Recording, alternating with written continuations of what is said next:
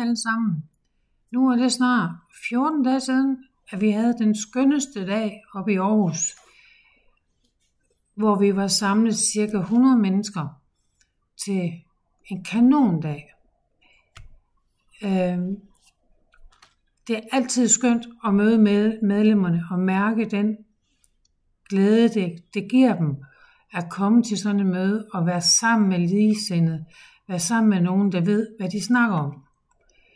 De her møder, dem har vi planlagt mange måneder forud, og vi laver dem på baggrund af de ønsker, som der kommer fra jer medlemmer. Og de ønsker får vi via de der evalueringsskemaer, som I går ind og udfylder. Desværre er der ikke så mange, der har udfyldt den endnu her for det sidste møde, så vi har ikke så meget at arbejde med. Så vi vil rigtig gerne bede jer om at gå ind og udfylde det, og komme med gode idéer til, hvad næste medlemsmøde til april, som også bliver i Aarhus, hvad det skal indeholde.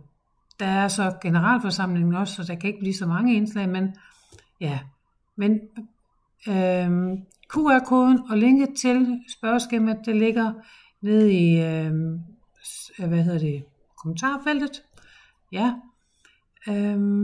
Og hvis du ikke har været med til medlemsmødet, og du har en god idé til en indlægsholder eller noget, jamen så send os en mail på kontakt@lichtenscalerosus.dk. Vi vil rigtig gerne blive bedre til det, vi gør, så ris og ros modtager vi gerne også på mail eller i evalueringsskemaet. Ja, jeg tror det var det. Kan I have en rigtig dejlig dag? Og jeg håber, at solen skinner der, hvor du er. Det gør den lige her omkring Vejle.